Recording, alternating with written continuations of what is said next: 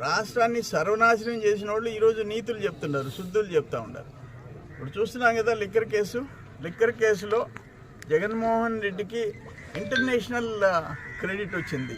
అంతర్జాతీయంగా ఇటు అవినీతి ఎట్ట చేయొచ్చనని ఒక బ్రాండ్ అనమాట.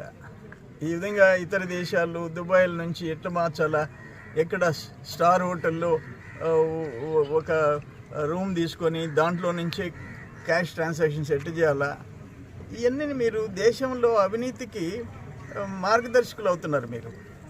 మీరు మాట్లాడుతున్నారు. It's unfortunate. ఏదేమైనా ప్రజల్లో అవగాహన వచ్చింది.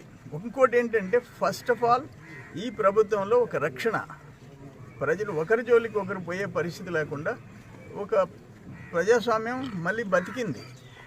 మళ్ళీ ఇప్పుడు ఆయన చెప్తాడు కక్ష సాధింపు అంటాడు. ఆయన ఎంతమందిని జైలుకి పంపించాడో అందరికీ తెలుసు. చంద్రబాబు నాయుడు గారి దగ్గర నుంచి చిన్న నాయకుల వరకు ఎవరిని వదలలే. మాజీ మంత్రులను ఎంతమంది పంపించావు, మాజీ ఎమ్మెల్యేలు ఎంతమందిని పంపించావు. ఆయన మనుషులు ఒక్క తప్పుడు కేసు లేదు. మన టైంలో ఒక్క తప్పుడు కేసు లేదు.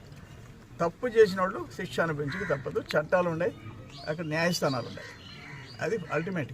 ఇక్కడ సర్వేపల్లి నియోజకవర్గానికి వస్తే అవినీతికి అర్హత కానిది ఏమీ లేదు. సవిటి కాలువలకు కూడా శిలాపలకలు వేసాడు ఆయన ప్రబుద్ధుడు.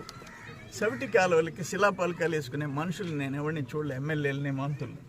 ఆ సవిటి కాలువలు ఏంటంటే ఇళ్లల్లో ఉండే నీళ్లు దాంట్లో పోవాలా, అట్ట కాదు.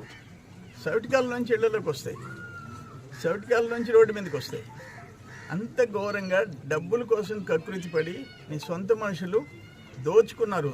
నీ మనుషుల చేత దోపిడీ చేయించావు, దాంట్లో నీకు బాగా ఉంది, అందుకని ఈరోజు అనుభవిస్తున్నావు. ఒక్కటి కాదు నువ్వు చేసిన పాపాలు. రైతుల కాలువల దగ్గర నుంచి ప్రతి దాంట్లో అవినీతి, అక్రమాలు.